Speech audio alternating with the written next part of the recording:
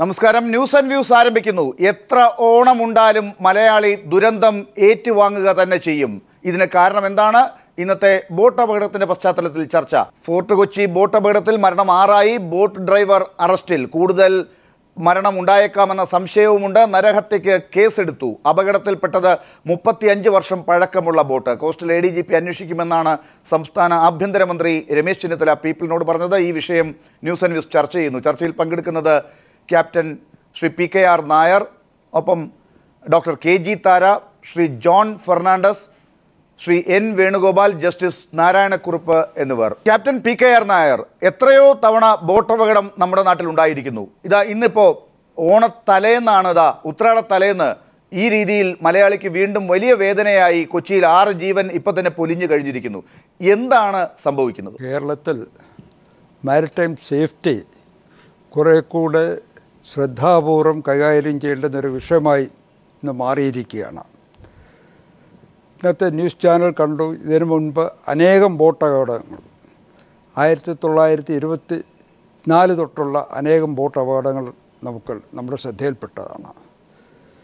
കഴിഞ്ഞ ഒരു ദശകത്തിനകം തന്നെ പല ദാരുണമായ ബോട്ട് അപകടങ്ങളും കേരളത്തിൽ ഉണ്ടായിട്ടുണ്ട്. ഉദാഹരണത്തിന് കുമരകം ബോട്ട് അപകടം, തട്ടേക്കാട്ട് ബോട്ട് അപകടം, തേക്കടി ദുരന്തം. ഇതിൽ പിന്നെ ഇപ്പോൾ ഈ അവസരത്തിൽ കൊച്ചിയിൽ വേറെ ഒരു ബോട്ട് അപകടം. ഇതിനെല്ലാം കാണിക്കുന്നത് നമ്മളുടെ അധികാരികൾ അതല്ലെങ്കിൽ പൊതുജനങ്ങൾ ഈ കാര്യത്തെക്കുറിച്ച് വേണ്ടവണ്ണം ബോധവാന്മാരായിട്ടില്ല എന്നാണ്. തീർച്ചയായും മറ്റ് രാജ്യങ്ങളിൽ, പാശ്ചാത്യ രാജ്യങ്ങളിൽ ഓരോ ബോട്ട് അപകടം കഴിഞ്ഞാലും അതിനെപ്പറ്റി വിശദമായ അന്വേഷണം നടത്തുകയും മേൽ നടപടികൾ തീർച്ചയായും എടുക്കുകയും ചെയ്യും, കുറ്റവാളികളെ ശിക്ഷിക്കുകയും ചെയ്യും. പക്ഷേ അത് നമ്മുടെ കേരളത്തിൽ സംഭവിക്കുന്നു എന്ന് എനിക്ക് പറയാനാകില്ല. തിരിച്ചെത്താം ശ്രീ PKR നായർ. ഇപ്പോൾ GCDA മുൻ ചെയർമാനും കൊച്ചിൻ കൗൺസിലറുമായ ശ്രീ വേണുഗോപാൽ ഇപ്പോൾ നമ്മളോടൊപ്പം ചേർന്നിട്ടുണ്ട്. ശ്രീ N വേണുഗോപാൽ, ഈ നിമിഷത്തിൽ കുറ്റപ്പെടുത്തലിന് വേണ്ടിയോ അതല്ലെങ്കിൽ എന്തെങ്കിലും ആരോപണങ്ങൾ ഉന്നയിക്കാനോ ഉള്ള ചർച്ചയാണോ നടത്തേണ്ടത് എന്നുള്ള ആരോപണങ്ങൾ ഉണ്ടാകാൻ സാധ്യതയുണ്ട്. പക്ഷേ നമുക്ക് നിർഭാഗ്യവശാൽ ക്യാപ്റ്റൻ PKR നായർ പറഞ്ഞതുപോലെ ഈ നിമിഷത്തിൽ ഇത് ചർച്ച ചെയ്യാതിരിക്കാൻ വയ്യ. എത്രയോ തവണ നമുക്ക് ആഘാതമുണ്ടായിരിക്കുന്നു. 45 പേർ തേക്കടിയിൽ പോയി. കുമരകത്ത് എത്ര പേർ മരിച്ചു? 24 പേരുടെ ജീവൻ പോയി തുടങ്ങിയതാണ്, റിപ്പോർട്ടിംഗ് തുടങ്ങിയതാണ് ഈ ബോട്ട് അപകടത്തെക്കുറിച്ച്. കുമാരനാശാൻ പോലും നഷ്ടപ്പെട്ട പല്ലനയാറ്റിലെ ദുരന്തം. ഇത്തരത്തിൽ ദുരന്തങ്ങൾ ഉണ്ടായിട്ടും കൊച്ചി നഗരസഭയുടെ ഒരു ബോട്ടിൽ ആഗോള ടൂറിസ്റ്റ് കേന്ദ്രമായ കൊച്ചിയിൽ ഈ ഓണത്തലേന്ന് എന്തുകൊണ്ട് ഇത് സംഭവിച്ചു? അധികാരികൾ ശ്രദ്ധിക്കാത്തത് കൊണ്ടാണോ ക്യാപ്റ്റൻ PKR നായർ പറഞ്ഞതുപോലെ?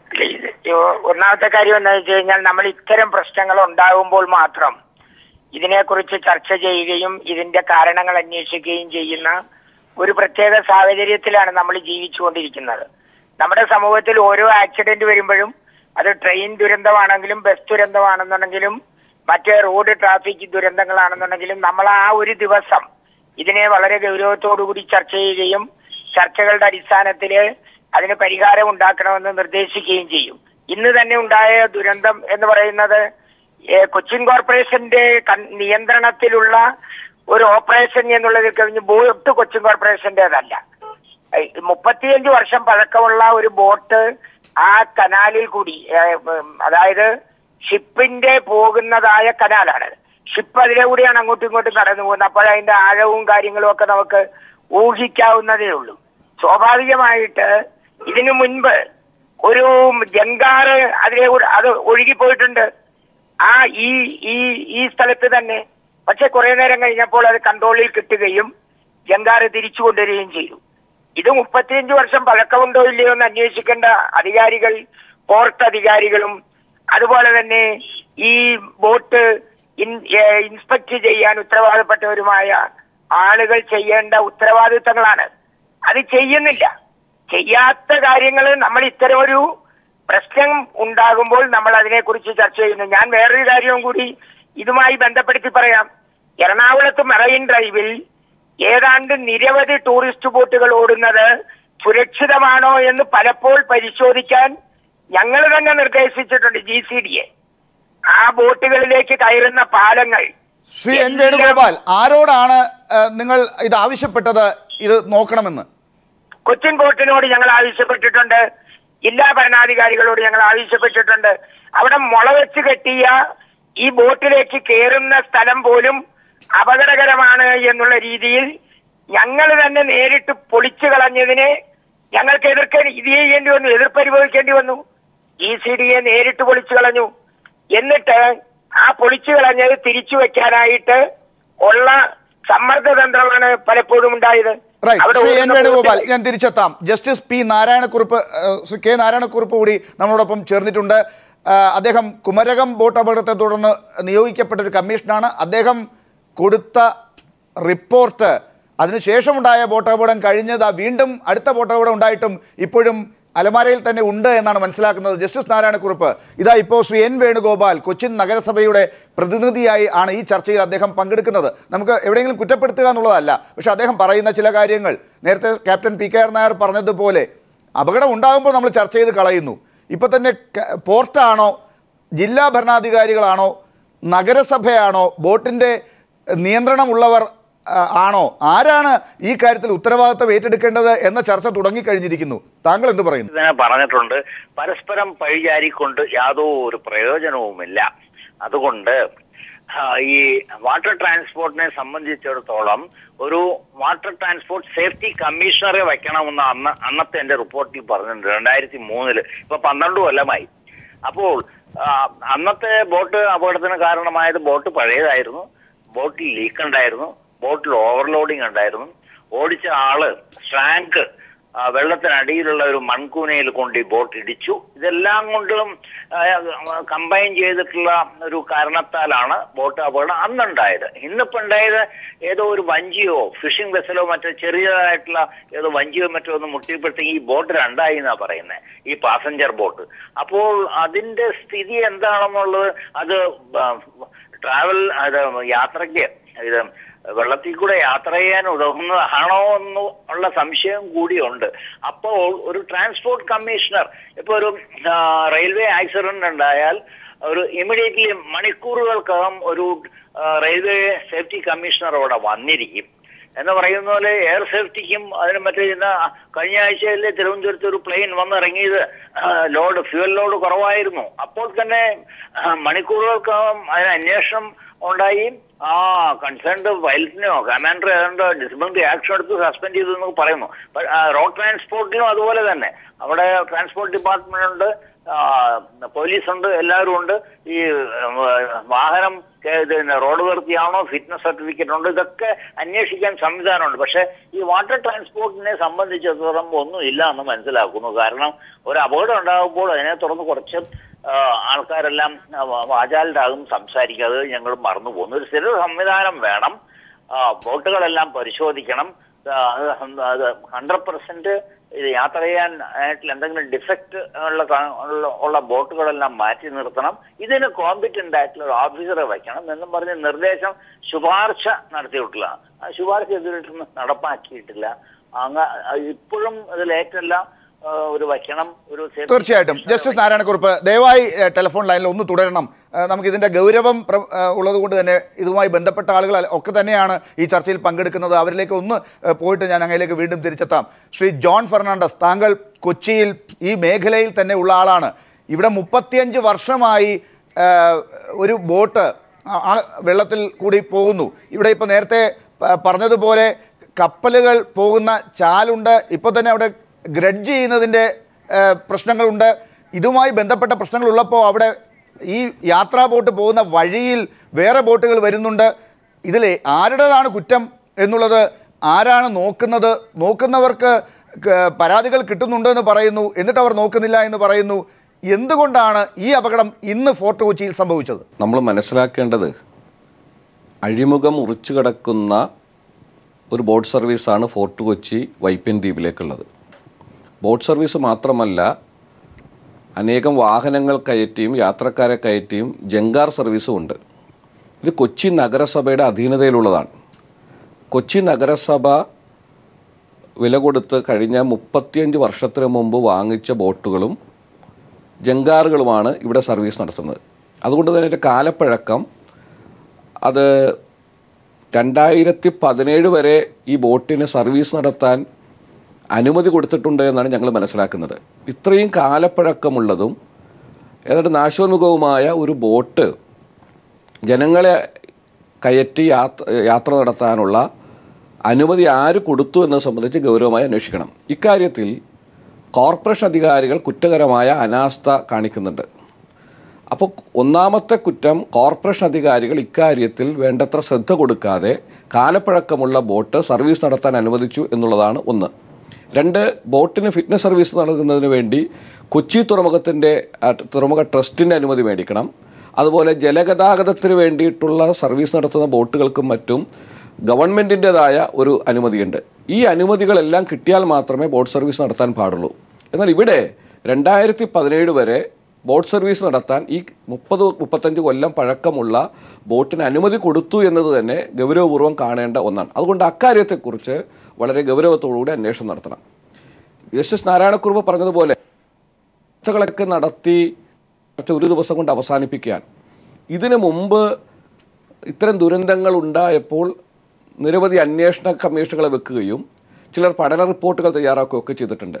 എന്നാൽ അത് പ്രാവർത്തികമാക്കാൻ ഭരണാധികാരികൾ തയ്യാറാകുന്നില്ല എന്നതുകൂടി ശ്രീ ജോൺ ഫെർണാണ്ടസ് തിരിച്ചെത്താം. എല്ലാവരും അത് തന്നെയാണ് പറയുന്നത്. ഡോക്ടർ KG താരയിലേക്ക് വരുന്നതിന് മുമ്പ് ഒരു സംശയം ശ്രീ N വേണുഗോപാലിൽ നിന്ന് എടുത്തോട്ടെ. ഇതാ ഇങ്ങനെ ഒരു അപകടം ഉണ്ടായി മണിക്കൂറുകൾ മാത്രം ഇപ്പോഴും തെരച്ചിൽ നടക്കുകയാണ്. ശ്രീ വേണുഗോപാൽ, നഗരസഭയുടെ ഉടമസ്ഥതയിലുള്ള അല്ലെങ്കിൽ നഗരസഭ ഏർപ്പാടാക്കിയ ആ ബോട്ടാണല്ലോ.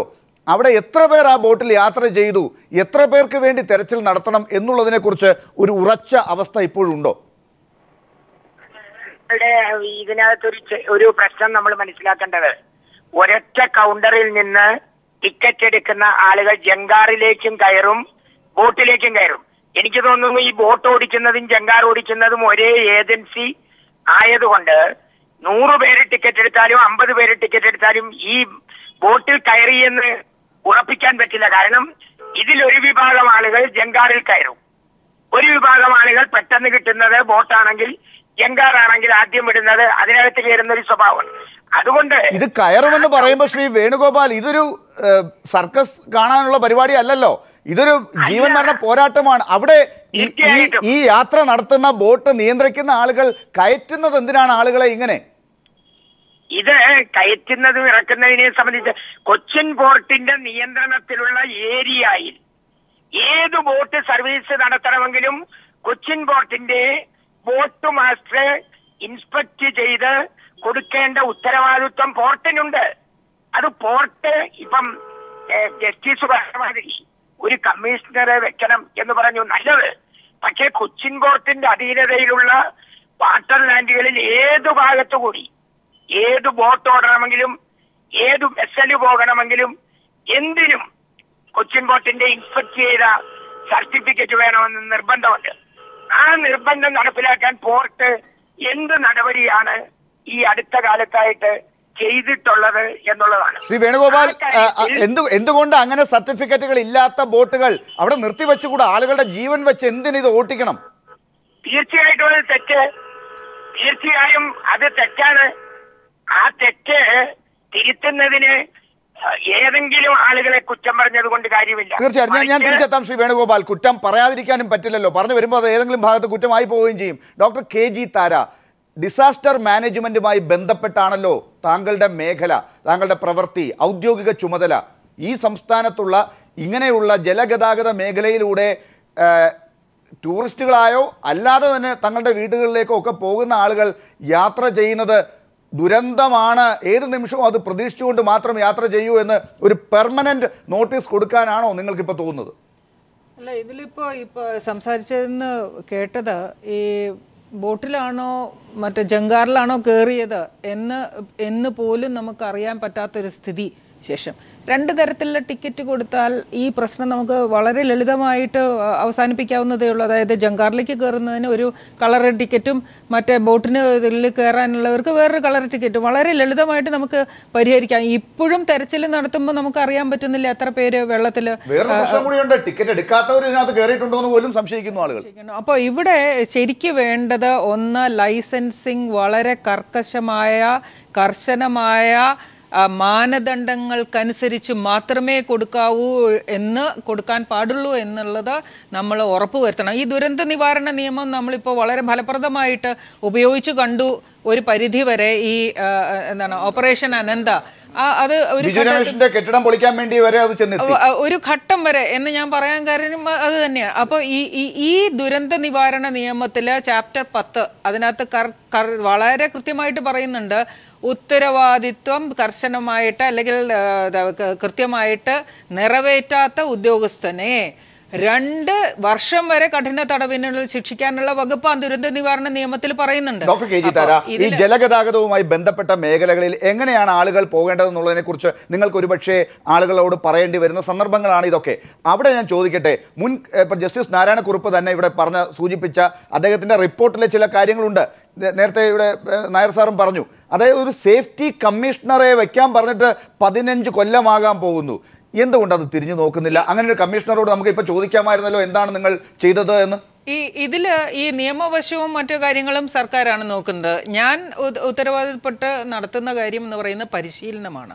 ആ പരിശീലനം വിവിധ തുറകളിലെ ആളുകൾക്ക് പരിശീലനം നടത്തുക എന്നുള്ള ഉത്തരവാദിത്വമാണ് എനിക്കുള്ളത്. അതിൽ ഞങ്ങൾ കൃത്യമായിട്ട് 2-3 കാര്യങ്ങൾ ചെയ്യുന്നത്. ഒന്ന്, ഇതിൻ്റെ ഈ ലഘുലേഖകൾ തയ്യാറാക്കി നമ്മൾ കൊടുത്തിട്ടുണ്ട്. അതായത് ഒന്ന്, നമ്മൾ ബോട്ടിൽ കയറാൻ പോകുന്ന ആളുകൾക്ക് ഒരു ബോധവൽക്കരണം നടത്തണം. ബോട്ട് ജീവനക്കാർക്ക് വേറെ ബോധവൽക്കരണം നടത്തണം. ഇപ്പോൾ ബോട്ട് ജീവനക്കാരെ സംബന്ധിച്ചിടത്തോളം മറ്റെല്ലാ പുറം രാജ്യങ്ങളിലും മിക്ക പുറം രാജ്യങ്ങളിലും കണ്ടുവരുന്നത് സേഫ് ബോട്ടിംഗ് എന്ന് പറഞ്ഞിട്ടൊരു കോഴ്സ് ഉണ്ട്. ആ കോഴ്സ് പാസ്സായ ആളുകളെ മാത്രമേ ഇതിനകത്ത് ബോട്ട് ജീവനക്കാരായിട്ട് നിയമിക്കുള്ളൂ. ഈ ബോട്ട് ജീവനക്കാർക്ക് കൃത്യമായിട്ട് പ്രഥമ ശുശ്രൂഷ നടത്താനും രക്ഷാപ്രവർത്തനം നടത്താനുമുള്ള പരിശീലനം അതിനകത്ത് വേണം. നമ്മൾ ആന്ധ്രാപ്രദേശിലെ, കർണാടകത്തിലെ, കേരളത്തിലെ, തമിഴ്നാട്ടിലെ എല്ലാം ഉൾനാടൻ ജലാശയങ്ങളിൽ ഇതുവരെ സംഭവിച്ചിട്ടുള്ള ബോട്ട് അപകടങ്ങളുടെ റിപ്പോർട്ട് പരിശോധിച്ചാൽ ഒരു 90% ബോട്ട് അപകടങ്ങളും അമിത ഭാരം കയറ്റിയത് കൊണ്ട് ഉണ്ടായവയാണ്. അപ്പോൾ അവിടെയാണ് ഞാൻ പറയുന്ന നിയമങ്ങളുടെ കാർക്കശ്യം നമ്മൾ ഈ കാര്യത്തിൽ നമ്മൾ അതൊരു പ്രധാനപ്പെട്ട കാര്യമാണ്. ആ ചർച്ച വെച്ചുകൊണ്ട് ഞാൻ ഡോക്ടർ താരയിലേക്ക് വരാം. അമിത ഭാരം കയറ്റുന്നതിനെ കുറിച്ച് ഇവിടെ പക്ഷേ അത്രത്തോളം അമിതഭാരം ഉണ്ടായിട്ടുണ്ടോ എന്നുള്ള കാര്യത്തെക്കുറിച്ച് ഇപ്പോഴും എത്ര പേരാണെന്നുള്ളതിനെ കുറിച്ച് കൃത്യമായ ഒരിടത്തും ഉത്തരമില്ല. ക്യാപ്റ്റൻ നായർ, ഇവിടെ ഡോക്ടർ താര തന്നെ പറഞ്ഞതുപോലെ ബോട്ടിൻ്റെ ഉടമസ്ഥരുമായി ബന്ധപ്പെട്ട നിയന്ത്രിക്കുന്ന ആളുകൾക്കൊരു പ്രത്യേക പരിശീലനം, ബോട്ടിൽ കയറുന്ന ആളുകൾക്ക് സ്ഥിരം യാത്ര ചെയ്യുന്നവർക്ക് പ്രത്യേക രീതിയിൽ, ടൂറിസ്റ്റുകളായി വരുന്നവരെ എങ്ങനെ കൈകാര്യം ചെയ്യണം എന്നുള്ള പ്രത്യേക പരിശീലനങ്ങളൊക്കെ വേണം. 35 കൊല്ലം മുമ്പ് വാങ്ങി ഇവിടെ കൂടെ യാത്ര നടത്തിക്കൊണ്ടിരിക്കുന്ന ഒരു ബോട്ടാണിത്. മാറി മാറി വന്ന കോർപ്പറേഷനുകൾക്ക് ഏത് രീതിയിൽ ലൈസൻസ് സംഘടിപ്പിച്ചുകൊണ്ടാണ് അതിപ്പോഴും തുടരുന്നത് എന്നുള്ളത് അങ്ങേക്ക് ഊഹിക്കാവുന്നതേ ഉള്ളൂ. ഈ പറഞ്ഞ പരിശീലനം ഒന്നും ഈ പറഞ്ഞ ബോട്ടുമായി ബന്ധപ്പെട്ട് ഒരു സ്ഥലത്തും നടന്നിട്ടുണ്ടാകില്ല. എന്തുകൊണ്ട് സേഫ്റ്റി കമ്മീഷണർ പോലും ഇല്ലാത്ത രീതിയിൽ ഇപ്പോഴും ഈ കാര്യങ്ങൾ കൊച്ചി, ലോകത്തിൻ്റെ ടൂറിസ്റ്റ് ഭൂപടത്തിലെ പ്രധാനപ്പെട്ട കേന്ദ്രത്തിൽ ഇത് സംഭവിക്കുന്നു? കേരളത്തിൽ വാസ്തവം പറഞ്ഞാൽ ഒരു ട്രെയിനിങ് ഇൻസ്റ്റിറ്റ്യൂട്ട് ഉണ്ട്. കേരള മാരിടൈം സൊസൈറ്റിയുടെ കീഴിൽ, അത് കേരള ഗവൺമെൻറ്റിൻ്റെ തുറമുഖ വകുപ്പിൻ്റെ കീഴിൽ നീണ്ട കാര്യം കേരള മാരിടൈം അക്കാദമി നമ്മൾ തുടങ്ങിയിട്ടുണ്ട്. പക്ഷേ അവിടുത്തെ സിലബസ് അത്ര മോഡേൺ അല്ല എന്നുള്ള ഒരു അഭിപ്രായമാണ് എനിക്ക്. ഒരു കാലത്ത് എനിക്ക് അതുമായിട്ട് ബന്ധമുണ്ടായിരുന്നു. പുതിയതരം ഒരു ഡിസാസ്റ്ററാണ് ക്യാപ്റ്റൻ പി കെ നായർ പറയുന്നത് വെച്ച് മനസ്സിലാക്കുമ്പോൾ. ഇത് പഠിപ്പിക്കുന്ന സ്ഥലത്തെ സിലബസിനെ കുറിച്ചാണ് അങ്ങ് പറയുന്നത്. ഇത് പഠിപ്പിച്ച് കഴിഞ്ഞാൽ ഇവരൊക്കെ ഇത് ഉപയോഗിക്കുമോ എന്നുള്ള കാര്യം, സേഫ്റ്റി കമ്മീഷണർ പോലും ആകാത്ത സ്ഥലത്ത് ഇതൊക്കെ ഉപയോഗിച്ച് അവർ ആളുകളെ പ്രയോജനപ്പെടുത്തുമോ സാർ? അല്ല, അത് പറഞ്ഞാൽ അത് നിയമം കൊണ്ട് നമുക്ക് ശരിയാക്കാവുന്ന കാര്യമേ ഉള്ളൂ. എല്ലാ ബോട്ടുകളുടെയും സ്വരാങ്കന്മാർ ഇവിടുത്തെ 4 ദിവസത്തെ കോഴ്സ് ചെയ്യണം എന്നുള്ളതാണ്. അവർ എൻ്റെ അറിവിൽപ്പെട്ടിടത്തോളം കഴിഞ്ഞ 2 വർഷമായിട്ട് ഏകദേശം 10,000 ആൾക്കാർക്കുള്ള ട്രെയിനിങ് കൊടുത്തു. അത് കുറേയൊക്കെ സക്സസ്സാണ്. പക്ഷേ സിലബസിനെ കുറിച്ച് ഒരു വിശദമായ ഒരു ചർച്ചയോ അതിൻ്റെ ആവശ്യകതയോ കുറിച്ചൊന്നും തന്നെ നമുക്ക് ആരും കേട്ടിട്ടില്ല. തീർച്ചയായും ഈ ഒരു ഫീൽഡിലേക്ക് നമ്മുടെ ശ്രദ്ധ പതിപ്പിക്കണം. അതുപോലെ നേരത്തെ ഡോക്ടർ നാരായണക്കുറുപ്പ് അദ്ദേഹം സൂചിപ്പിച്ചതുപോലെ ഈ കേരളത്തിന് ഒരു സേഫ്റ്റി കമ്മീഷണറുടെ അത്യാവശ്യമുണ്ട്. അതായത് അങ്ങനെ ഒരു ഉദ്യോഗസ്ഥൻ ഉണ്ടായാൽ മാത്രമേ ഈ അപകടങ്ങൾക്ക് ഒരു ശാശ്വത പരിഹാരം കാണുവാൻ സാധിക്കുകയുള്ളൂ. ഞാൻ എനിക്ക് ഈ സേഫ്റ്റി കമ്മീഷണറുടെ നിയമനം ഒരു ഭാഗത്ത് ഇരിക്കട്ടെ, ഈ ലൈസൻസ് കൊടുക്കാൻ ഉത്തരവാദിത്തപ്പെട്ട അധികാരികൾ ആരാണെന്ന് ഇപ്പോൾ നമുക്ക് കൃത്യമായിട്ട് അറിയാം. ഒന്നുകിൽ കോർപ്പറേഷൻ അല്ലെങ്കിൽ പഞ്ചായത്ത് ആണല്ലോ അതിന് ലൈസൻസ് കൊടുക്കാൻ.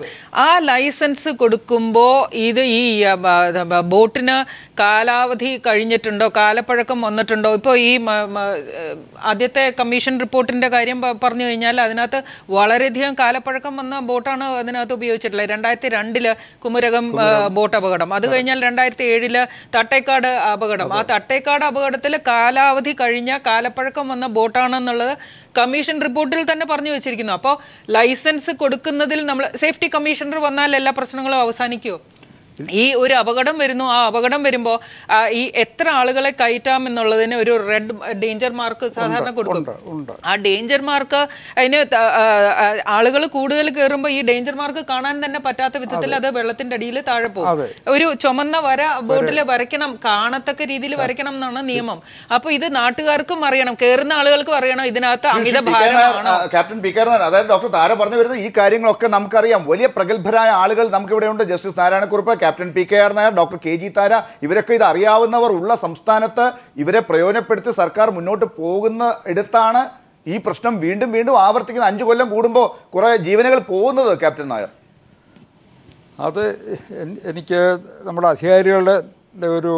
അധികാരികളെ കുറിച്ച് ഞാൻ കുറ്റപ്പെടുത്തുന്നില്ല. അവർക്ക് അധികാരികളെ തന്നെയാണ് താങ്കൾ ചൂണ്ടുന്നത്. തീർച്ചയായിട്ടും നമ്മൾ എന്തിനും നമുക്ക് നേരത്തെ സൂചിപ്പിച്ചതുപോലെ കർശനമായ നിയമങ്ങളും അത് കർശനമായി പാലിക്കുന്നുണ്ടോ എന്നും നമ്മൾ അത് നോക്കേണ്ടത് അധികാരികളുടെ ചുമതലയാണ്. അങ്ങനെ ചെയ്തിരുന്നുവെങ്കിൽ അന്നത്തെ ജസ്റ്റിസ് നാരായണക്കുറുപ്പ് കമ്മീഷൻ അദ്ദേഹത്തിൻ്റെ നിർദ്ദേശങ്ങൾ പാലിച്ചിരുന്നുവെങ്കിൽ തീർച്ചയായും അത് കഴിഞ്ഞിട്ട് തട്ടേക്കാടോ ഈവൻ തേക്കടി അല്ലെങ്കിൽ ഈവൻ ഈ ദുരന്തം പോലും ഉണ്ടാകുമെന്ന് ഞാൻ വിശ്വസിക്കുന്നില്ല. തീർച്ചയായും. ജസ്റ്റിസ് നാരായണക്കുറുപ്പ്, താങ്കളുടെ റിപ്പോർട്ട് വന്നു കഴിഞ്ഞിട്ട് ഇപ്പോൾ ഏതാണ്ട് 13-14 വർഷമായി എന്നാണ് ഞാൻ മനസ്സിലാക്കുന്നത്. ഇത് ഇപ്പോൾ ആ കാര്യത്തിൻ്റെ മേൽ ഓരോ ദുരന്തം ഉണ്ടാകുമ്പോഴും ചർച്ച നടക്കുന്നല്ലോ. താങ്കൾ തന്നെ ഇപ്പോൾ ഈ കാര്യത്തെക്കുറിച്ച് സേഫ്റ്റി കമ്മീഷണറുടെ കാര്യം തന്നെ വീണ്ടും വീണ്ടും പറഞ്ഞല്ലോ. ഇപ്പോഴും ഇല്ല ഈ കാര്യം. ഏറ്റവും ഒടുവിലത്തെ ഫോർട്ട് കൊച്ചിയിലെ ഇന്നത്തെ ദുരന്തത്തിൽ ആളുകൾ ജീവനോടെ അല്ലെങ്കിൽ അവരുടെ ശരീരമെങ്കിലും കിട്ടുമോയെന്ന് ഇപ്പോഴും തിരയുന്ന ഈ നിമിഷത്തിൽ താങ്കൾ ഒന്നുകൂടി കർശനമായി ആ റിപ്പോർട്ടിനെ തിരിഞ്ഞു നോക്കിക്കൊണ്ട് ഒന്ന് കൂട്ടിച്ചേർക്കുക. എന്തായിരിക്കും ജസ്റ്റിസ് നാരായണക്കുറുപ്പ്?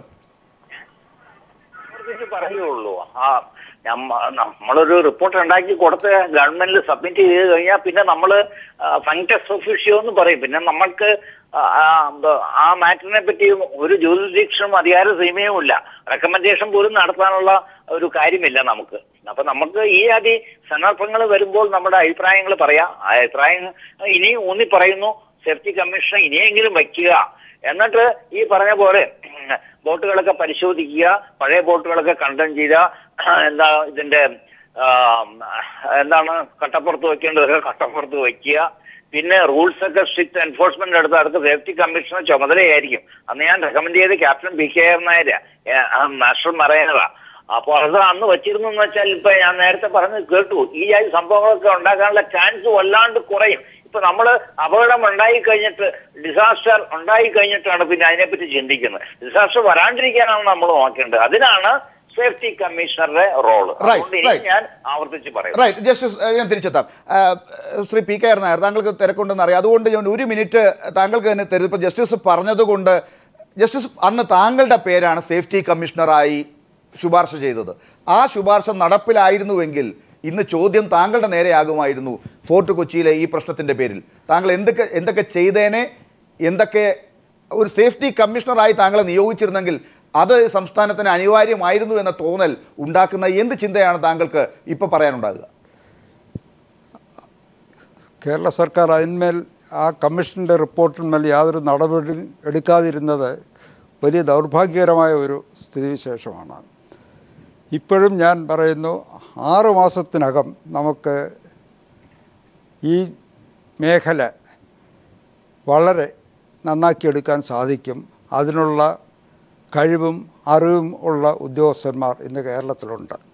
പക്ഷേ അവരുടെ സേവനം ഉപയോഗിക്കുവാൻ വേണ്ടുന്ന സന്മനസ് അധികാരികൾ കാണിച്ചാൽ തീർച്ചയായിട്ടും നമുക്ക് 6 മാസത്തിനകം തന്നെ സ്ഥിതി മാറ്റി വലിയ ഒരു മുന്നേറ്റം നടത്താൻ സാധിക്കും എന്നുള്ളതിന് യാതൊരു സംശയമില്ല. തീർച്ചയായും അത് ഞാനൊരു ചലഞ്ചായിട്ട് തന്നെ ഞാൻ പറയുന്നതാണ്. റൈറ്റ്.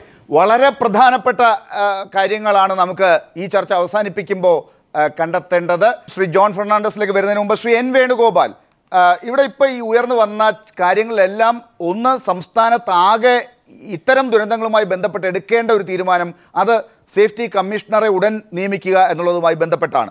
ഇവിടെ തന്നെ 35 വർഷമായി ലൈസൻസുമായി കാര്യവുമായി ബന്ധപ്പെട്ട് ഈ അഴിമുഖം ക്രോസ് ചെയ്ത് പോകുന്ന കാര്യത്തിൽ ശ്രദ്ധിക്കേണ്ട നിയന്ത്രണങ്ങൾ ആര് പാലിക്കണം എന്നുള്ളതിനെക്കുറിച്ച് താങ്കൾ തന്നെ നേരത്തെ സൂചിപ്പിച്ച കാര്യം കിടക്കുന്നു.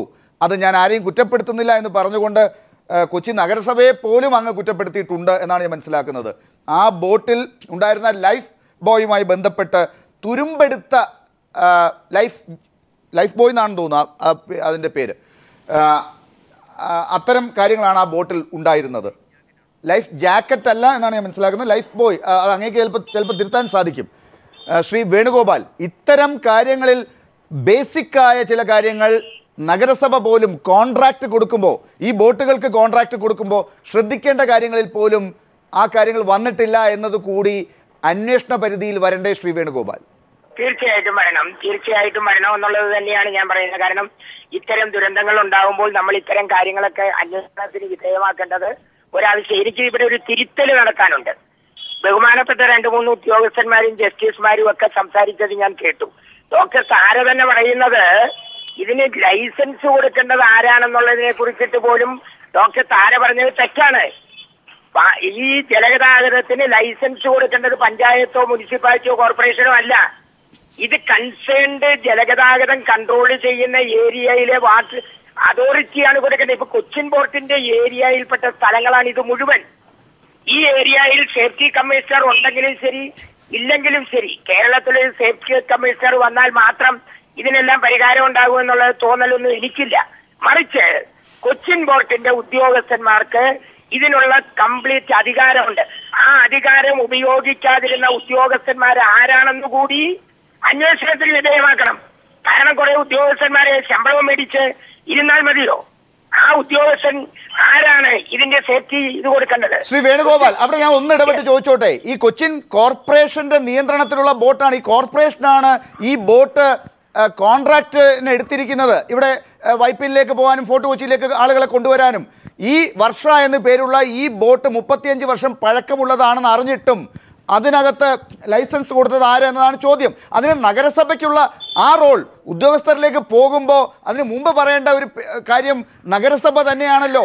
അവിടെ ആ നഗരസഭാ ഭരണാധികാരികൾ ഒപ്പം ജലഗതാഗത വകുപ്പിന് പ്രശ്നങ്ങളുണ്ടെങ്കിൽ അതും പറയണ്ടേ? ആ കാര്യങ്ങളൊക്കെ കഴിഞ്ഞിട്ടല്ലേ ഈ ഉദ്യോഗസ്ഥരിലേക്ക് താഴോട്ട് വരേണ്ടതുള്ളൂ ശ്രീ വേണുഗോപാൽ? തീർച്ചയായിട്ടും അതെ, ഞാനത് സമ്മതിക്കുന്നു. ഇങ്ങനെ ഒരു ലൈസൻസ് കൊടുക്കുമ്പോൾ എത്ര വർഷം പഴക്കമുള്ള ബോട്ടാണ് ഇവിടെ ഉപയോഗിക്കുന്നത് എന്ന് നോക്കേണ്ട ഉത്തരവാദിത്വം കൊച്ചിൻ കോർപ്പറേഷന്റെ ഉത്തരവാദപ്പെട്ട അധികാരികൾക്കുണ്ടായിരുന്നു എന്നുള്ളതിനകത്ത് യാതൊരു തർക്കവുമില്ല. പക്ഷേ എറണാകുളം പട്ടണത്തിൽ ഈ ഒരു ബോട്ട് മാത്രമല്ല എന്നാണ് ഞാൻ പറയുന്നത്. ഇതുപോലെ തന്നെ 35 വർഷം സർവീസുള്ള ബോട്ടുകളും 35-നും മേലെ സർവീസുള്ള ബോട്ടുകളും ഉത്തരവാദപ്പെട്ട സ്രാങ്കോ ഡ്രൈവറോ മറ്റു കാര്യങ്ങളോ അവരുടെ പരിശീലനം കിട്ടിയ സർട്ടിഫിക്കറ്റുകളോ ഇല്ലാതെയും ഓടുന്ന നിരവധി ബോട്ടുകൾ എറണാകുളം കനാലിൽ കിടന്ന് ഇങ്ങനെ ഓടിയിട്ട് ചോദിക്കാനും പറയാനും ആളില്ലാത്തൊരു സാഹചര്യം വന്നിട്ടുണ്ടെങ്കിൽ അതിൽ പെടുന്നു ഈ ഒരു ബോട്ടും. ഈ ചോദിക്കാനും പറയാനും വരാത്ത ആളുകളോടുള്ള താങ്കളുടെ ധാർമ്മിക രോഷം മനസ്സിലാകുന്നുണ്ട് ശ്രീ വേണുഗോപാൽ. ഇന്നത്തെ ദിവസം കൊച്ചിൻ ബോട്ടാണ് ചെയ്യേണ്ടത്. എന്തുകൊണ്ട് കൊച്ചിൻ ബോട്ടിന്റെ ഉദ്യോഗസ്ഥന്മാര് ശമ്പളം മാത്രം മേടിച്ചിട്ട് ഇങ്ങനെ ഇരിക്കുന്നത്?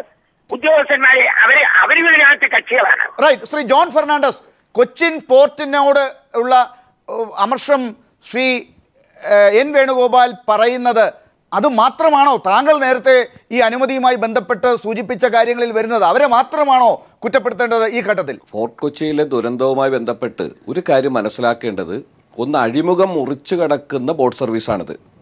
ആ ബോട്ടിൽ ഫിഷിങ്ങിന് പോയ ഒരു ബോട്ട് വന്ന് ഇടിച്ചാണ് ദുരന്തമുണ്ടായത്. ഇടിയുടെ ആഘാതത്തിൽ കൊച്ചിൻ കോർപ്പറേഷൻ ഉടമസ്ഥയിലുള്ള കഴിഞ്ഞ 35 കൊല്ലത്തെ പഴക്കമുള്ള ബോട്ട് രണ്ടായി പിളർന്നു പോവുകയാണ് ഉണ്ടായത്. അപ്പോൾ അഴിമുഖത്തിലൂടെ 14 മീറ്ററിലേറെ ആഴമുള്ള അഴിമുഖത്തിലൂടെ ഫിഷിംഗ് ബോട്ടുകൾ വരുന്നുണ്ട്. അതുപോലെ ടൂറിസ്റ്റുകളെ കയറ്റിയ ബോട്ടുകൾ അഴിമുഖത്ത് വന്ന് തിരിച്ചു പോകുന്ന സ്ഥിതിയുണ്ട്. അതുപോലെ തന്നെ അങ്ങോട്ടും ഇങ്ങോട്ടും ആളുകളെ കയറ്റി പോകുന്ന ജങ്കാറുണ്ട്. അതുപോലെ തന്നെയാണ് ഈ പാസഞ്ചർ ബോട്ടും. അപ്പോൾ അഴിമുഖം പോലെ വളരെ അപകടകരമായ ഒരു മേഖലയിൽ ഏതെല്ലാം യാനങ്ങൾ എത്ര വേഗതയിൽ ഏതെല്ലാം ചാലിലൂടെ പോകാമെന്നത് സംബന്ധിച്ച് ഒരു നിയന്ത്രണമോ നിയമമോ നിലവിലില്ല. അക്കാര്യത്തിൽ കൊച്ചി തുറമുഖത്തിൻ്റെ അധികൃതർക്ക് വലിയ വീഴ്ച സംഭവിച്ചിട്ടുണ്ട്. രണ്ടാമത്, ബോട്ടിനും മറ്റും ലൈസൻസ് കൊടുക്കുക, ഫിറ്റ്നസ് സർട്ടിഫിക്കറ്റ് കൊടുക്കുക എന്ന് പറയുന്നത് സംസ്ഥാന സർക്കാരിൻ്റെ കീഴിലുള്ള കനാൽ വകുപ്പ് എന്ന് പറയുന്ന ഒരു വകുപ്പുണ്ട്. അവരാണ് ബോട്ടുകൾക്കും മറ്റും സംസ്ഥാന വ്യാപകമായി തന്നെ ലൈസൻസ് കൊടുക്കുന്നത്. കൊച്ചി തുറമുഖത്തിന് അധീനതയിലായതുകൊണ്ട് കൊച്ചി തുറമുഖത്തിനും പ്രത്യേകമായ അനുമതി കൊടുക്കാനുള്ള അവകാശമുണ്ട്. അപ്പോൾ സർക്കാർ സംവിധാനം കൊച്ചി തുറമുഖമാണെങ്കിലും അതുപോലെ കനാൽ വകുപ്പാണെങ്കിലും ഇക്കാര്യത്തിൽ കാണിച്ചിട്ടുള്ള കുറ്റകരമായ അനാസ്ഥ ഒരു ഭാഗത്തുണ്ട്. മറ്റൊന്ന്, കോർപ്പറേഷൻ അധികാരികൾ 35 വർഷമായ ഈ സർവീസ്, ജങ്കാർ സർവീസും ഈ ബോട്ട് സർവീസും കരാർ ഏറ്റെടുത്തിട്ടുള്ള ഒരേ കൂട്ടർ തന്നെയാണെന്നാണ് എനിക്കറിയാൻ കഴിയുന്നത്. അപ്പോൾ അവർ ആവശ്യത്തിന് സുരക്ഷ ഉണ്ടോ, സുരക്ഷയോടുകൂടിയാണോ ഇത് നടത്തുന്നത് എന്ന് മനസ്സിലാക്കേണ്ടതുണ്ട്. ഞാൻ ഈ അപകടമുണ്ടായി 10 മിനിറ്റിനുള്ളിൽ എത്തിയ ആളാണ്. ഈ ഡിസാസ്റ്റർ മാനേജ്മെൻറ്റ് എന്ന് പറയുന്നത്, ദുരന്ത നിവാരണം എന്ന് പറയുന്നത് അമ്പേ അവിടെ പരാജയപ്പെട്ടതായിട്ടാണ് എനിക്ക് കാണാൻ കഴിഞ്ഞത്. നമുക്കറിയാം കൊച്ചി തുറമുഖം എന്ന് പറയുന്നത് മേജർ തുറമുഖമാണ്. അതുപോലെ തന്നെ സദേൺ നേവൽ കമാൻഡിൻ്റെ ആസ്ഥാനം കൊച്ചിയിലുണ്ട്, കോസ്റ്റൽ ഗാർഡിൻ്റെ ആസ്ഥാനം കൊച്ചിയിലുണ്ട്, നേവൽ പോലീസ് ഉണ്ട്. ഇത്രയും സംവിധാനങ്ങൾ ഉണ്ടായിട്ട് പോലും ആ മുങ്ങിയ ബോട്ടൊന്ന് പൊക്കിയെടുക്കാൻ 3.5 മണിക്കൂറിലേറെ സമയമെടുത്തു എന്ന് പറയുമ്പോൾ, അവിടേക്ക് ക്രെയിൻ, കൊച്ചി തുറമുഖത്തിൻ്റെ ക്രെയിൻ വന്നത് 3 മണിക്കൂർ കഴിഞ്ഞിട്ടാണെന്ന് പറയുമ്പോൾ, മാത്രമല്ല അവിടെ വടം ഉപയോഗിച്ച് ബോട്ട് അടുപ്പിക്കാൻ ശ്രമിക്കും, പലപ്പോഴും വടം പൊട്ടിപ്പോകുന്നെന്ന് പറയുമ്പോൾ നാം എന്താ മനസ്സിലാക്കേണ്ടത്? ദുരന്ത നിവാരണം ഇത്തരം മേഖലകളിൽ ആ മാനേജ്മെൻറ്റ് സംവിധാനം അമ്പേ പരാജയപ്പെട്ടു എന്നാണ്. മറ്റൊരു കാര്യം, അവിടെ കോസ്റ്റ് ഗാർഡ് ഉണ്ട്, അതുപോലെ കോസ്റ്റൽ പോലീസ് ഉണ്ട്. ഞാൻ അറിഞ്ഞത് ഇവർക്കാർക്കും വെള്ളത്തിലിറങ്ങാൻ അറിയില്ല എന്നുള്ളതാണ്. അപ്പോൾ ബോട്ട് ഉണ്ടായതും കണ്ട് കാര്യമില്ല, കോസ്റ്റൽ പോലീസിലും കോസ്റ്റ് ഗാർഡിലും വെള്ളത്തിലിറങ്ങി പരിചയമുള്ള പോലീസുകാരോ അല്ലെങ്കിൽ ഉദ്യോഗസ്ഥന്മാരുണ്ടാകണം. ഇവിടെ ഇക്കാര്യത്തിൽ വീഴ്ച സംഭവിച്ചിട്ടുണ്ട്. ശ്രീ ജോൺ ഫെർണാണ്ടസ്, ഞാൻ തിരിച്ചെത്താം. ഡോക്ടർ KG താര, ഈ നിമിഷത്തിൽ നമ്മൾ ചിരിക്കാൻ പാടില്ലാത്തതാണ്. പക്ഷേ എന്താണ് ഈ ജോൺ ഫെർണാണ്ടസ് പറയുന്നത് ശരിയാണെങ്കിൽ അവിടെ ഈ ഉദ്യോഗസ്ഥർക്കോ അല്ലെങ്കിൽ ഇതുമായി ബന്ധപ്പെട്ട അധികാരികൾക്ക് ആർക്കും തന്നെ വെള്ളത്തിൽ പോലും ഇറങ്ങാൻ പറ്റാത്ത അവസ്ഥയാണെങ്കിൽ ഡിസാസ്റ്റർ മാനേജ്മെൻറ്റ് എന്ന് പറഞ്ഞുകൊണ്ട് ഈ പുസ്തകങ്ങളിൽ ടെക്സ്റ്റായി മാത്രം കാര്യങ്ങൾ ഇരുന്നത് കൊണ്ടോ സിലബസിൽ ഇത് ഉൾപ്പെടുത്തിയത് കൊണ്ടോ കാര്യമില്ലാത്ത അവസ്ഥയല്ലേ? ഇത് ചെയ്യേണ്ടവർ ചെയ്യാത്തതല്ലേ ശുപാർശയായി ആദ്യം വരേണ്ടത്? അതിനെക്കുറിച്ചല്ലേ പഠിപ്പിക്കേണ്ടത്? ഡോക്ടർ KG താര, ഇതിൽ നേരത്തെ പറഞ്ഞ ഒരു കാര്യത്തിൽ ഞാൻ ഒന്നുകൂടെ തർപ്പിച്ച് പറയാൻ ആഗ്രഹിക്കുകയാണ്. ഇപ്പോൾ ലൈസൻസ് കൊടുക്കുന്നത് പഞ്ചായത്തോ കോർപ്പറേഷനോ എന്ന ഒരു വാചകം ഞാൻ ഉപയോഗിച്ചു. ആ വാചകത്തിൽ ഞാൻ ഊന്നി പറയാൻ ആഗ്രഹിക്കുന്നു, കോർപ്പറേഷന് ഇതിൻ്റെ ഉത്തരവാദിത്തത്തിൽ നിന്ന് ഒഴിഞ്ഞു മാറാനേ സാധിക്കില്ല. ഇപ്പോൾ ലൈസൻസ് ആരാണ് കൊടുക്കുന്നത് എന്നുള്ള സാങ്കേതികത്വത്തിലല്ല ഞാൻ പറഞ്ഞത്. ഒന്ന്, ഇതിൻ്റെ അനുമതി കൊടുക്കുമ്പോൾ നമ്മൾ നിർബന്ധമായിട്ടും അതിൻ്റെ ഈ എന്താണ് കാലപ്പഴക്കവും ഇതെല്ലാം നോക്കണം എന്നുള്ളത്. 2, പരിശീലനത്തിൻ്റെ കാര്യം പറയാം. 3 തരത്തിലുള്ള പരിശീലനം ഇവിടെ ആവശ്യമുണ്ട്. ഒന്ന്, ബോട്ടിലെ ജീവനക്കാർക്കുള്ള പരിശീലനം, നാട്ടുകാർക്കുള്ള പരിശീലനം. ഇപ്പോൾ ഈ ഇദ്ദേഹം നേരത്തെ പറഞ്ഞു നിർത്തിയത് ഈ നാവികസേനയോ അല്ലെങ്കിൽ മറ്റുള്ള ദുരന്ത മാനേജ്മെൻറ്റിലെ ഒരു ഏജൻസിക്കും അവിടെ എത്താൻ കഴിയുന്നതിന് മുമ്പ് അവിടെ നാട്ടുകാരാണ് അവിടെ ഈ ദുരന്ത സ്വാഭാവികമാണ്. അപ്പോൾ അവിടെ ഇതിന് തന്നെ ഒരു പുതിയ ശാഖയാണ്, ഒരു പ്രത്യേക ശാഖയാണ്. അതായത് കമ്മ്യൂണിറ്റി ബേസ്ഡ് ഡിസാസ്റ്റർ പ്രിപ്പയർഡ്നെസ് എന്ന് പറയുക. അതായത് തദ്ദേശവാസികൾക്ക് രക്ഷാപ്രവർത്തനത്തിനുള്ള ഒരു പരിശീലനം കൊടുക്കുക എന്നുള്ളത്. ഈ രക്ഷാപ്രവർത്തനത്തിൽ ഈ പല ആളുകളും 90% പേരും മരിക്കുന്നത് ഈ ആളെ ജലത്തിൽ നിന്ന് പുറത്തെടുത്തു കഴിഞ്ഞാൽ ഈ വയറിലുള്ള വെള്ളം ഞെക്കിക്കളയാനായിട്ട് ആളുകൾ ശ്രമിക്കും. അതിലാണ് ഈ മരണം മുഴുവനും സംഭവിക്കുന്നത്. ഒരു 90%. ഡോക്ടർ കെ ജി താര, ഞാൻ ഒന്ന് ഇടപെടട്ടെ. ഈ പറഞ്ഞ ഫസ്റ്റ് എയ്ഡ് പോലെയുള്ള കാര്യങ്ങളാണോ നമ്മുടെ നാട്ടിൽ ഇനി ഡിസാസ്റ്റർ മാനേജ്മെന്റ് എന്ന് പറഞ്ഞ് കൊടുക്കേണ്ടത്? അതായത് ഈ പറഞ്ഞതൊക്കെ നേരത്തെ ലൈസൻസിന്റെ കാര്യം പറഞ്ഞു, അതിനകത്ത് 3 ശ്രേണിയിലുള്ള ആളുകൾക്ക് കൊടുക്കേണ്ട ട്രെയിനിങ്ങിനെ കുറിച്ച് പറഞ്ഞു. ഇതൊന്നും ആ അപകടം ഉണ്ടായി കഴിഞ്ഞാൽ പാലിക്കേണ്ട ചില കാര്യങ്ങളിലാണ് വരുന്നത്. ഇതുണ്ടാകാത്ത രീതിയിലുള്ള ഒരു താക്കീത് കൊടുക്കാൻ, ഡിസാസ്റ്റർ വരാതിരിക്കാനുള്ള ഒരു താക്കീത് കൊടുക്കാനുള്ള മാനേജ്മെന്റ് കൂടി ചെയ്യേണ്ടതില്ലേ? തീർച്ചയായിട്ടും വേണം. അതിന്റെ കൂട്ടത്തിലാണ് ഈ പറഞ്ഞു വരുന്നത്. ഒന്ന്, എല്ലാ ബോട്ടിലും ആവശ്യമുള്ളത്ര ലൈഫ് ബോയ് സംവിധാനങ്ങൾ വേണം. അതായത് വെള്ളത്തിൽ പൊങ്ങിക്കിടക്കാനുള്ള സംവിധാനങ്ങൾ ലൈഫ് ബോയ് ഉണ്ടോ എന്നുള്ളത് നമ്മൾ നിർബന്ധമായും പരിശോധിക്കേണ്ടതാണ്. 2, തീ പിടിച്ച് പല ബോട്ടിലും അപകടം ഉണ്ടാവാനുള്ള സാധ്യതയുണ്ട്. കാരണം തീ പിടിക്കാൻ എളുപ്പം സാധ്യതയുള്ള വസ്തുക്കളാണ് അതിനകത്തുള്ളത്. അപ്പോൾ അവിടെ ഒരു ഫയർ എക്സ്റ്റിങ്ക്വിഷർ നിർബന്ധമായിട്ടും വേണം. 3, ഈ കയറുന്ന ആളുകൾക്ക് ഒരു പ്രത്യേക പരിശീലനം, ഒരു ബോധവൽക്കരണം വേണം. അത് ഇവിടെയൊന്നും നമുക്ക് പരിശീലനത്തിൻ്റെ അഭാവം ഒരു പ്രാധാന്യം കുറച്ച് കാണാൻ സാധിക്കില്ല. അപ്പം ഇത് മാത്രമാണോ വേണ്ടതെന്ന് ചോദിച്ചു കഴിഞ്ഞാൽ ഈ നിയമങ്ങൾ ഇത് പരിശീലനം ഇതെല്ലാം ഉണ്ടെങ്കിലും ആ ഒന്നില്ലാത്തത് കൊണ്ടാണ് ഡോക്ടർ കെ ജി താര, അതുകൊണ്ടാണ് ആ ചോദ്യം വീണ്ടും വരുന്നത്. അത് ഇത് സംവിധാനങ്ങൾ കൃത്യമായിട്ട് എന്താണ് പ്രവർത്തിക്കുന്നുണ്ടോ എന്ന് ഉറപ്പുവരുത്തേണ്ട ഒരു ഒരു ഒരു ഒരു സ്ഥിതിവിശേഷം തീർച്ചയായിട്ടും തിരിച്ചെത്താം. അതത്ര ഉറപ്പും ഇല്ല ഡോക്ടർ കെ ജി താരയ്ക്കും എന്ന് ഞാൻ മനസ്സിലാക്കുന്നു. ജസ്റ്റിസ് നാരായണക്കുറുപ്പ്, താങ്കൾ ലൈനിലുണ്ട് എന്ന് തന്നെയാണ് വിചാരിക്കുന്നത്. ഈ ഗൗരവമായ ചർച്ചയിൽ താങ്കൾ പോകാൻ സാധ്യതയില്ല. ജസ്റ്റിസ് കേൾക്കാമോ? ജസ്റ്റിസ് നാരായണക്കുറുപ്പ് കേൾക്കാമോ? അദ്ദേഹത്തെ നമുക്ക് ലൈനിൽ കിട്ടേണ്ടതുണ്ട്. അദ്ദേഹത്തെ ഒന്നുകൂടി ശ്രമിക്കാമെന്നാണ് എനിക്ക് തോന്നുന്നത്. ശ്രീ എൻ വേണുഗോപാൽ, ഇപ്പോൾ ഇവിടെ പറഞ്ഞ രീതിയിലുള്ള കാര്യങ്ങളുണ്ട്. കോർപ്പറേഷൻ്റെ ഉത്തരവാദിത്തത്തെക്കുറിച്ച് വീണ്ടും ഡോക്ടർ കെ ജി താര ഊന്നി പറയുന്നുണ്ട്. ആ ഉത്തരവാദിത്തമാണ് ആദ്യത്തേത്, അവിടെ നിന്നാണ് തുടങ്ങുന്നത്. അത് കൃത്യമായിരുന്നുവെങ്കിൽ ഇന്ന് ഈ ജീവൻ പൊലിയില്ലായിരുന്നു. ശ്രീ എൻ വേണുഗോപാൽ, തീർച്ചയായിട്ടും ഞാൻ ഒരു കാര്യം പറയാം. ഈ ഡിസാസ്റ്റർ മാനേജ്മെന്റ് എന്നൊക്കെ പറയുന്നത് വെറുതെ എറണാകുളം പോലുള്ളൊരു നഗരത്തിനകത്ത് ഈ ഡിസാസ്റ്റർ മാനേജ്മെന്റ് ഒന്നും യാതൊരു വിധത്തിലും ആക്റ്റീവ് ആകുന്നില്ല, പ്രവർത്തിക്കുന്നില്ല എന്നുള്ളത് കഴിഞ്ഞ നിരവധി കാലങ്ങളിലായിട്ട് ഞങ്ങളെ പോലുള്ള ആളുകളൊക്കെ പറഞ്ഞുകൊണ്ടിരിക്കുന്നതാണ്. എറണാകുളത്ത് ഒരു ഫയർ. ശ്രീ എൻ വേണുഗോപാൽ, താങ്കളെപ്പോലുള്ളവർ ഇടപെട്ടിട്ടും ഇവർ വന്ന് പ്രവർത്തിക്കുന്നില്ല എന്നാണോ, അതോ താങ്കൾ പറയേണ്ടവരോട് പറഞ്ഞപ്പോൾ അവർ അത് ചെയ്യുന്നില്ല എന്നാണോ? ചെയ്യുന്നില്ല. പറയേണ്ടവരോട് പറഞ്ഞിട്ട് ഞാൻ ആദ്യമേ തന്നെ സൂചിപ്പിച്ചൊരു വിഷയമുണ്ട്. കൊച്ചിൻ പോർട്ടുമായി ബന്ധപ്പെട്ട് കിടക്കുന്നതായ ഈ മെറൈൻ ഡ്രൈവിന്റെ ഓരത്ത് ഒരു 100-150 ബോട്ടുകൾ നിരന്തരം ഓടിക്കൊണ്ടിരിക്കുകയാണ്. ഏതിനെങ്കിലും ലൈസൻസ് ഉണ്ടോ, സ്രാങ്ക് ഉണ്ടോ, ഡ്രൈവർ ഉണ്ടോ എന്ന് പരിശോധിക്കണമെന്ന് നിരവധി പ്രാവശ്യം പറഞ്ഞിട്ട് ഇതേവരെ പരിശോധിക്കാത്ത കാര്യങ്ങൾ. ഇന്നൊരു ആക്സിഡന്റ് ഉണ്ടാകുമ്പോൾ ആക്സിഡന്റിന്റെ ഉത്തരവാദിത്വം കോർപ്പറേഷനാണ് എന്ന് പറയുമ്പോൾ ഞാനതിനെ എതിർക്കാനൊന്നും തയ്യാറില്ല. കോർപ്പറേഷൻ ആണെങ്കിൽ കോർപ്പറേഷനെ ഉത്തരവാദപ്പെട്ട ആരാണെന്ന് വെച്ച് കഴിഞ്ഞാൽ അവർക്ക്, പക്ഷേ ചെയ്യേണ്ട കാര്യങ്ങൾ ചെയ്യേണ്ട സമയത്ത് ചെയ്യണമെന്ന് പറഞ്ഞാൽ പോലും ചെയ്യുന്നില്ല. നിങ്ങൾ നാളെ ഈ മെറൈൻ ഡ്രൈവിന്റെ വാക്കുവയിൽ കൂടി ഒന്ന് പോകണം. എത്ര ബോട്ടുകളാണ് ചില്ല് വെച്ച് കെട്ടിയതിൽ കൂടി ടൂറിസ്റ്റുകളെ കയറ്റുന്നതെന്ന് നോക്കണം. ആ രണ്ട് ഇവിടെ ഡിസാസ്റ്റർ മാനേജ്മെന്റ് ഉണ്ടോ? ഇവിടെ ഉത്തരവാദപ്പെട്ട ഉദ്യോഗസ്ഥന്മാർ. ശ്രീ എൻ വേണുഗോപാൽ, ഡിസാസ്റ്റർ മാനേജ്മെന്റിന് അധികാരത്തിനൊരു പരിധിയുണ്ട്. അവർക്ക് ഈ കാര്യങ്ങൾ പറയാനേ പറ്റൂ, ലഘുലേഖകൾ അടിച്ച് കൊടുക്കാനേ പറ്റൂ, ട്രെയിനിങ് ഇൻസ്റ്റിറ്റ്യൂട്ടിൽ പോയി പഠിപ്പിക്കാനേ പറ്റൂ. അതൊക്കെ തെറ്റിദ്ധാരണയാണ്. ഡിസാസ്റ്റർ മാനേജ്മെന്റ് എന്ന് പറയുന്ന ലഘുലേഖ അടിക്കാനാണെന്നുണ്ടെങ്കിൽ പിന്നെ ലഘുലേഖ അടിക്കാനായിട്ട് ഇവിടുത്തെ ഒരു ക്ലർക്കിനെ ഏർപ്പാട് ചെയ്താൽ പോരെ? ഡോക്ടർ കെ ജി താര, നിങ്ങളുടെ നേരെയുള്ള കുറ്റപ്പെടുത്തലാണ്. മറുപടി ഈ സമയത്ത് പറഞ്ഞില്ലെങ്കിൽ പിന്നെ പറയാൻ പറ്റാതെ പോകും. ഈ എന്നോടുള്ള കുറ്റപ്പെടുത്തലായിട്ട് ഞാൻ അതിനെ എടുക്കുന്നില്ല. കാരണം ലഘുലേഖ ഉണ്ടാക്കാൻ ഒരു ക്ലറിക്കൽ സ്റ്റാഫിന് പറ്റുന്നുണ്ടെങ്കിൽ ആ സംവിധാനം അവരെ തന്നെ ഏൽപ്പിക്കുന്നതായിരിക്കും ഉചിതം.